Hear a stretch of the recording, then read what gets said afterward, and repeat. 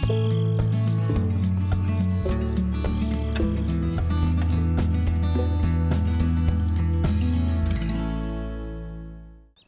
everybody, welcome to Gelvin Valley. Let's crank up the combine and keep going on our harvest here, still in field number 18. Massive, oh yes, I always forget, I gotta turn off the, has IC control. Let me see here, it gets confused with, there we go, it's confused with course play. Alright. Let me make sure I'm on. Oh, and he's full. I'm going to hire, and so he's ready to go. We have this here. Let's continue our course. And we are actually close. All he's got to do is turn around this treacherous course play. Having to babysit this guy every time I take grain to the market. Kind of being a pickle, but oh well. Oops, I better make sure I have him. He should be able to detect. Yeah, I believe he is. And of course, straight up the hill, driving through the grain. Would never do this in real life. He wouldn't even go up the hill that way, even if there was no grain on the hill.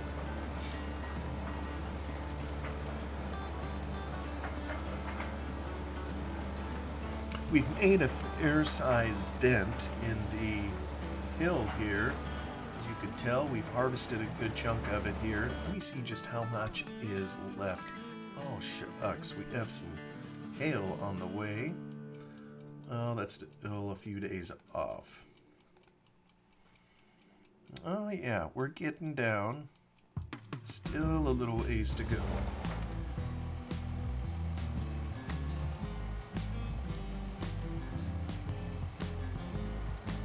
Hardly looks like he's under there. He's maybe close enough. I just love seeing our hillside combine angled up to the hill to keep it level.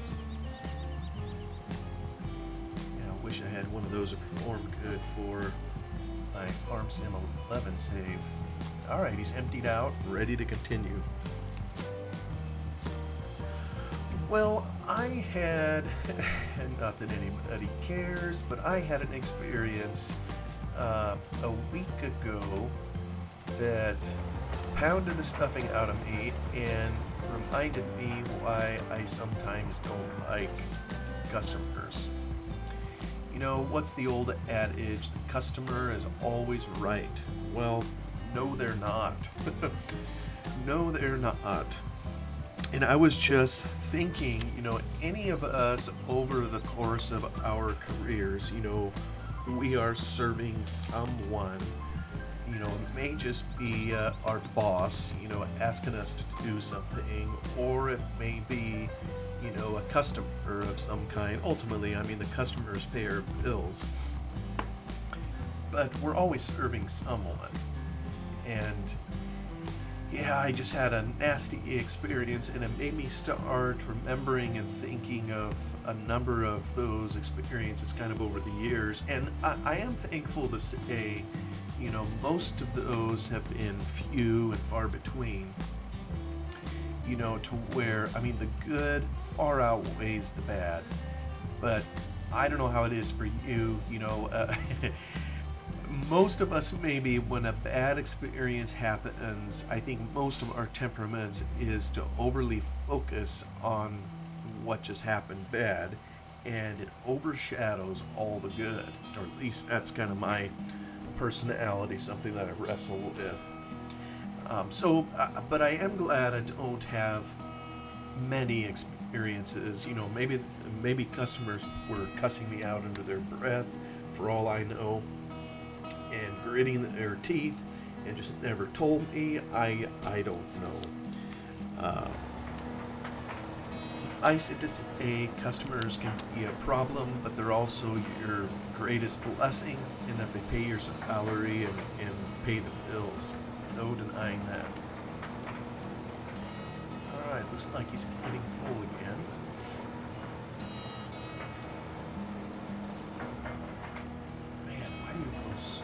far down the hill.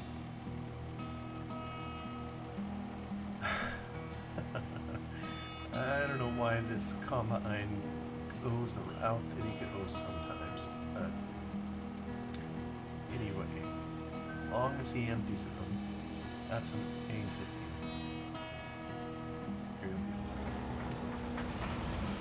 Yeah, and see here, he's gonna try to go through the doggone fence. Come on, dude, just head down the hill. Just go down here. Head out the normal way.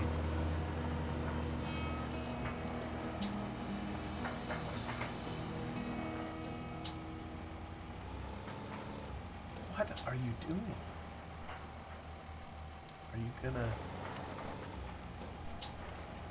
Wow, even there. Come on, the road is right here, buddy. There's a waypoint.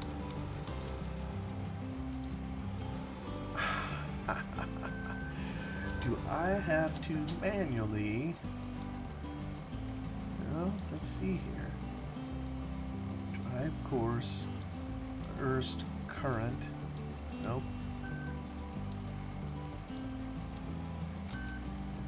What would happen if I just drove down? Wow. I can't even talk about nasty customers when this thing doesn't cooperate. Now, will it see it? Jiminy! I don't know what this thing's problem is. Wow. The dude is probably already full again. It does not want to cooperate.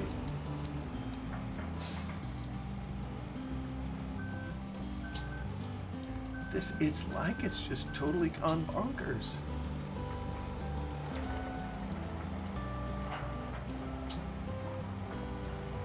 Wow. You can lead a horse to water, can't make him drink.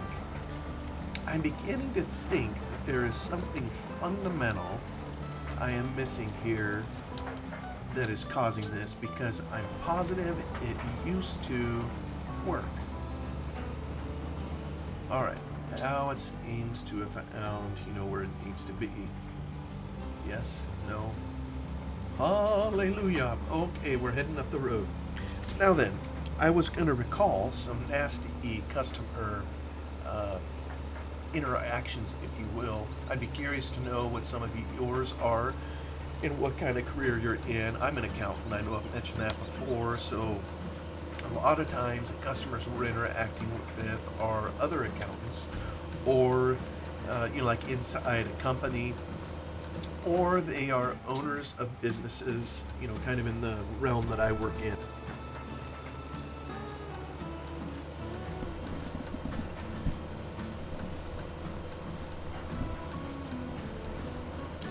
And it is common for misunderstandings to happen. Accountants admittedly speak a different language, and the general population, that's no secret. But most of that, with a little patience and some diligent communication, you can overcome a lot of that. And it generally isn't the source of problems.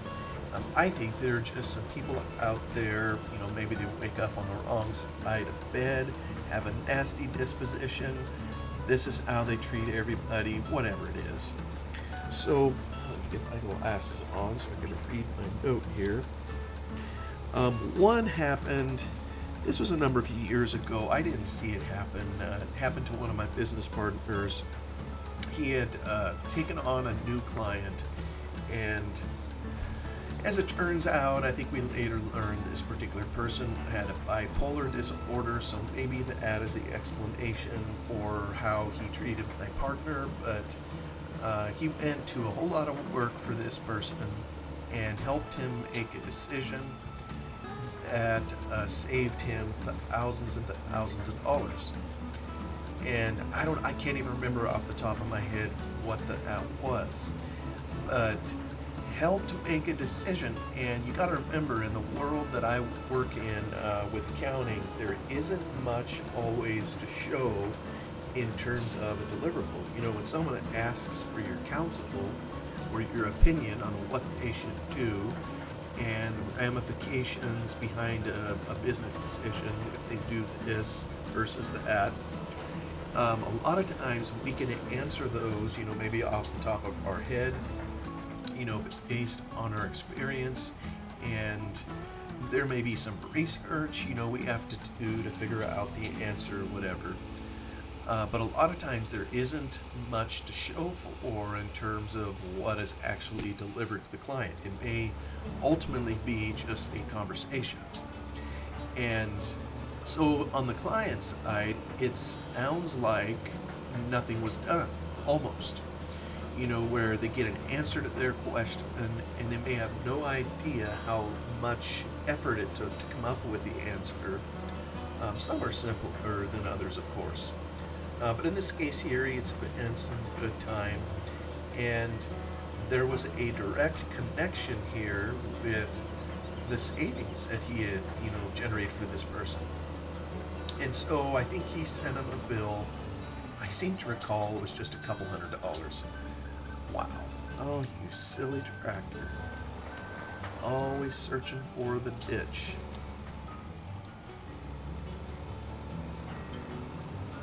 So we sent him a bill for a couple $100, which is nothing. In the professional services world that I operate in, I'm not going to say we aren't so highfalutin. Up in the big cities, the larger firms, a lot of times they may pull in, 500 to 1,000 for an hour. Just an hour of time, and you look at that and wonder, what in the world, how could it be worth so much time? Well, I guess when you play with the big boys, they give you counsel that can be worth that. But at our level, I'd love to be able to build that, and I wouldn't have to work so hard, but I can't. Anyway, my partner billed a couple $100, and this guy belly ached about the bill and told my partner to his face that he hadn't received anything of value. And value is, kind of a funny thing. And this is where, customers ultimately do define what is value. They're the ones that gotta pay for it. And hey, I'll be honest, I wouldn't want to pay my own bills either. But in this case here, my partner had saved him thousands of dollars. He should have been happy to pay a couple $100 for a decision he needed help on, but he ended up not paying a nickel. He told my partner he didn't feel he'd received anything of value, therefore he didn't feel in good conscience. Yeah, ha ha ha. What does that mean? In good conscience? He couldn't pay that bill, and so we didn't. And in those cases, we've long had a policy at our firm, hey, if someone isn't going to pay our bill, we just write it off. I mean, it hurts, it sucks to do that, but what's the alternative? You can send them to collections maybe. I know my father, who started our firm, he had tried that in the past. But a lot of people will get, vindictive over that. They'll turn us in to the Board of Accountancy, and they will allege we did some malpractice type item and could even take us to court. I mean, it just isn't worth it. At the very least, it can cause a stink and give us a black eye in terms of publicity. Even if they legitimately owe us some money, it just hasn't been worth it to send them to collections. So we just write it off. And occasionally, this one here was a couple $100. Occasionally we have had to write off some really large ones, and it hurts. So it always feels good when you've put in good time and you've given your client some good advice, to be told they didn't receive anything of value. And that almost hurts worse in some cases than being stiffed, a few $100s. To be told your counsel was worthless. And don't get me wrong, I'm not going to say we are always right or we are we are the bee's knees when it comes to business counsel, but when you've done a decent job for a client and they just tell you they don't feel they receive the value, that hurts. And in some ways, this is putting it on ourselves. In some ways, in the line of work I'm in, especially when it's so intangible, it is incumbent on us to communicate with the client the value that they're receiving, which almost seems kind of counter, or let's just say it's something a person doesn't really like to do, or I don't. When you've got the customer in the door, it's like, my goodness, I don't want to keep selling to the guy and telling him how good or what benefit he's receiving. So, it's kind of a judgment call. But, that's maybe how we help situations like that. I remember early on in my career, I worked for one of the large accounting firms in Portland, big city north of where I live, and there was all sorts of different customers. They tended to serve larger type clients, and the larger ones, they tended to be more sophisticated and understanding of the business world. So they were used to large bills, they were used to paying accountants and attorneys. I know everybody, it's kind of a byword. Nobody likes paying accountants and attorneys. Because a lot of times I think it's because they don't always understand what we do, but yet they're smart enough to know they need it for some reason, or someone tells them they need it. Get back to the communication aspect. But I remember being present when a coworker of mine was called up by a client, and this was a big dude. He was ex-Marine Corps, and you could see his face just start turning red, and you could hear shouting kind of coming down the line on the phone. Someone was just reaming him out and cussing him up one side down the other. And it was all he could do to keep from returning fire, shall we say. And I imagine being in the Marine Corps, he would have had plenty of ammunition to to know what to say to someone picking on him. So, you have that where a customer flies off the handle for what, doesn't seem like any good reason. And I think in this case here, eventually management figured out what was going on. And they, I think in this case here, they told the client that if they were going to berate our staff, that they would have to find someone else, to serve their accounting needs. Well, this guy, they might have made him apologize.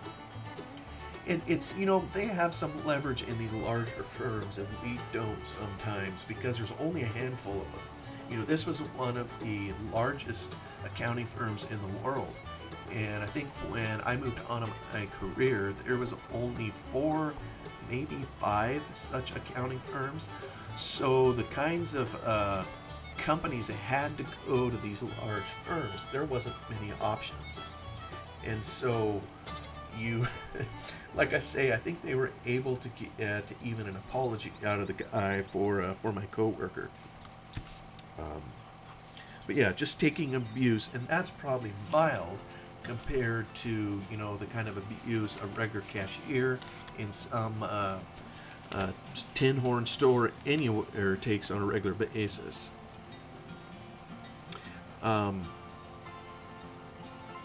There was, and yeah, when I worked up there, I had 2 experiences that were unpleasant. One was this fellow, I don't know how to describe it other than, have you ever met someone that there was just a vibe or something that when you interacted with them, you just had an instant dislike? It's like, this person is hard to deal with, you're not going to like him, and it's going to suck. One of those, they say there's love at first sight sometimes. Well, this would be kind of the opposite. where you know it's going to be difficulty at first sight. So I ran into a person there. I was, oh my goodness. Are you kidding me? Wow. What is wrong with this doofus? What is wrong? Come on, buddy.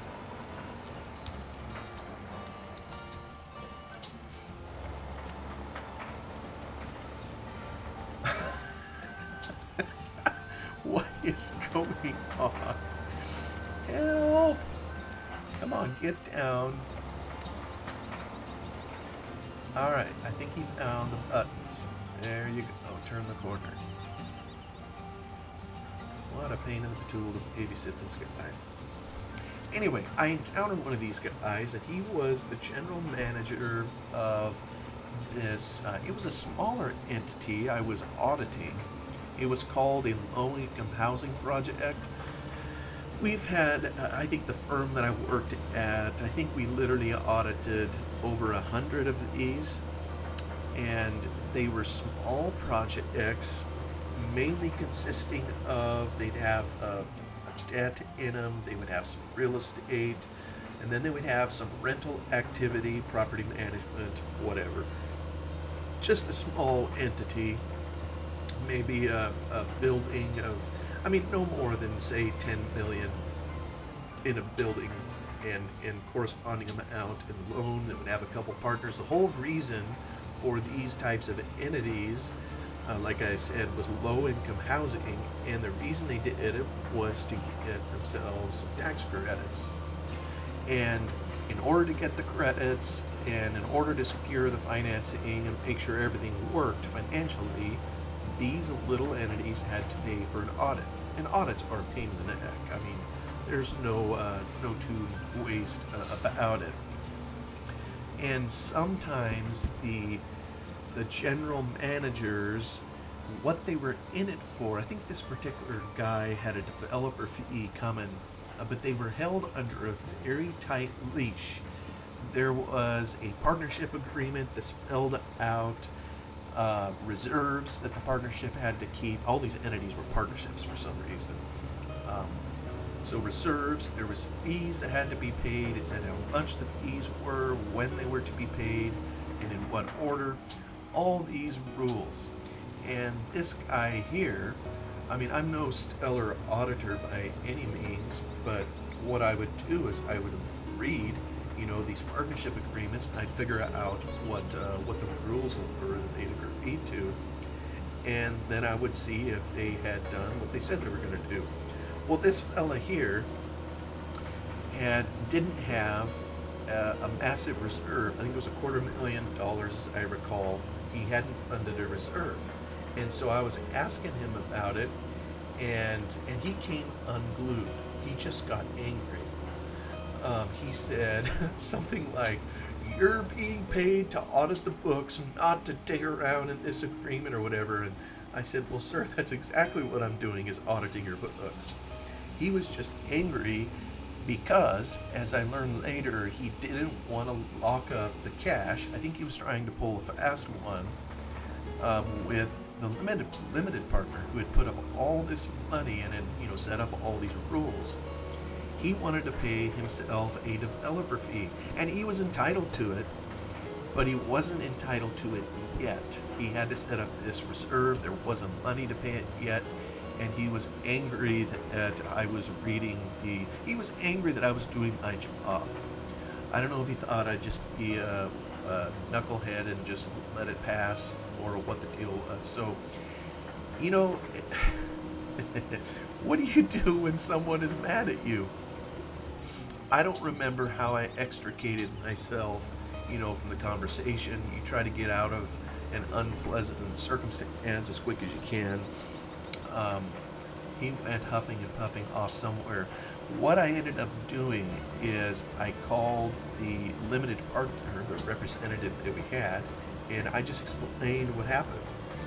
And they told me, "Thank you very much, we will deal with him." So they must have. And I don't know, a part of me feels bad. I mean, I don't mean to stand in the way of someone's compensation, but by the same token, if I'm going to do an audit and there are things, I have to report on, I'm just doing my job. But yeah, not everybody appreciates it when you do your job, evidently. I just remember that was a painful interaction. He was just a jerk, and I don't know, when I'm doing an audit, if someone is a jerk to me, and it's maybe just human nature, I want to dig deeper and harder to see what I can find. It's like if you're nice to me, maybe I will. I probably shouldn't do that either. Shouldn't. I mean, the nice guy is the one that can stab you in the back quicker than, the one that appears angry. But anyway, I had another very uncomfortable interaction when I worked up there.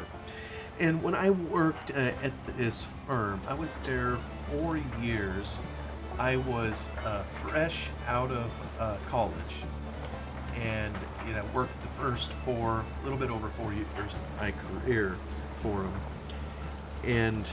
And so, I mean, this is where, I mean, I often call it my accounting potty training, if you will, where I was just learning as much as I could, and it was very good experience, working for this firm up here. But I was admittedly, very inexperienced and learning green. The previous story notwithstanding. So I was on an audit. I mean, that's pretty much all I did up there. We audited. I just gave an example of a small little entity that I audited. Well, another one that I worked on, I think, was a health insurance company, and it was massive. So when I came in to help on that one, I wasn't responsible for a lot of it, just to kind of help out on a few areas. So one of the things they have you do in an audit is you study the internal control structure of a company.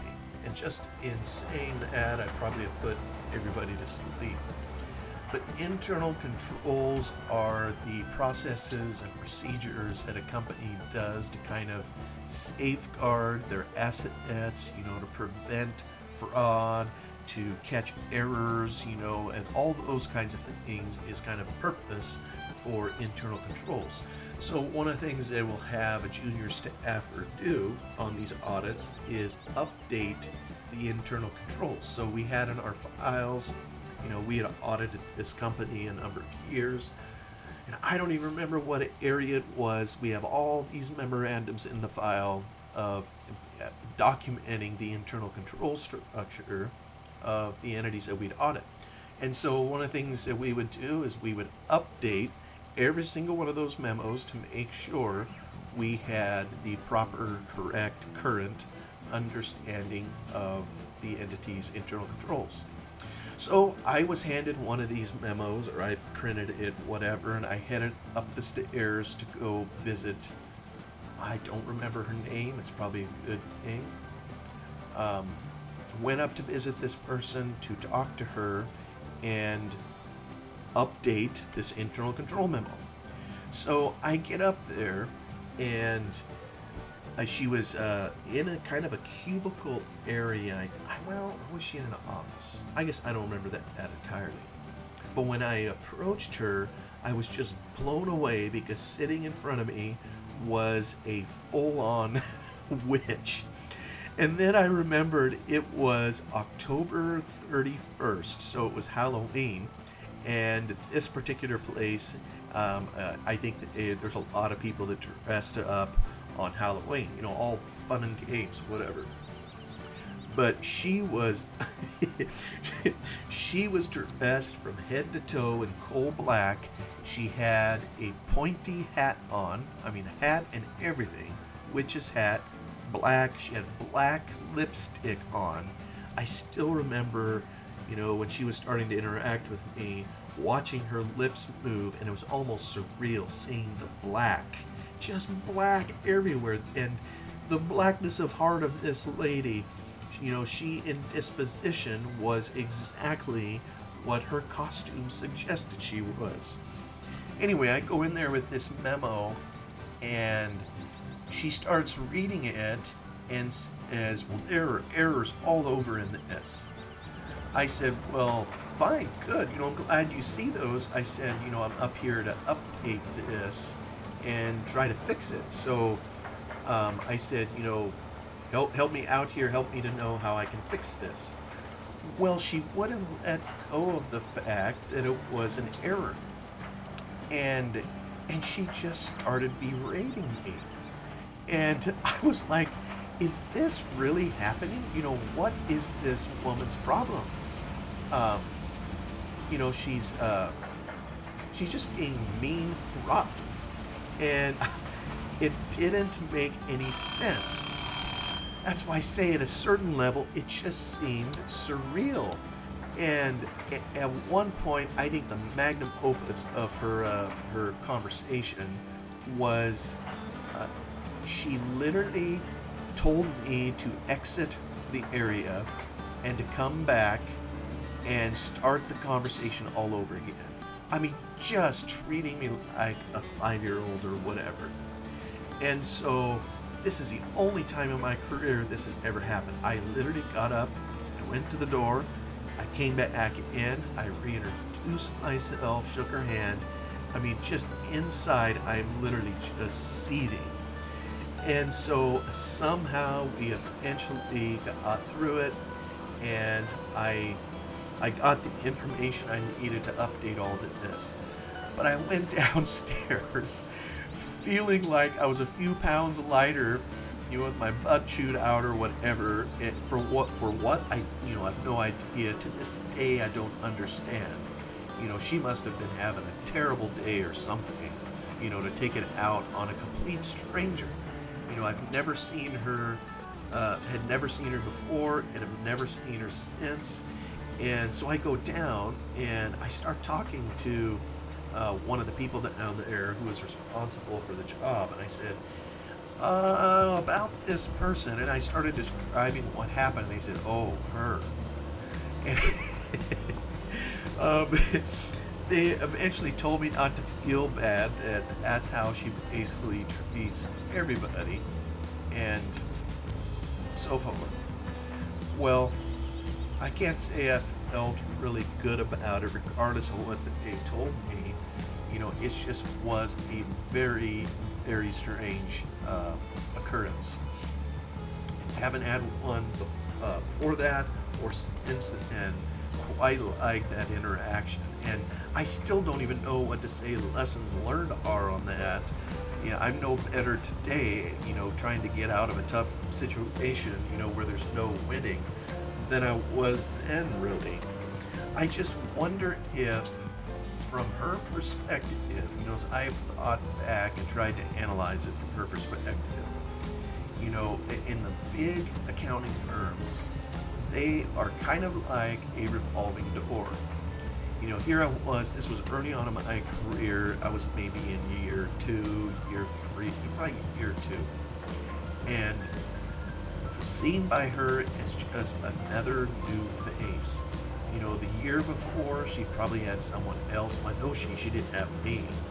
And maybe that is a common complaint, at these large firms. The clients that they serve is, I got someone, oh, dang it, down in the ditch goes.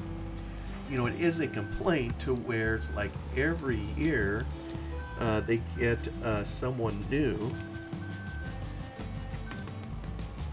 I get out. There we go. Phew. So it could be she was just irritated having yet another new person. And like I say, who knows what was going on in her personal life that caused her to lash out. I guess if anything it's taught me, if I go to lessons learned, is to try to separate the incident from everything else going on. So now I'm in a role where I have more responsibility, and to take out my irritation on a junior staffer, that'd be horrible of me to do.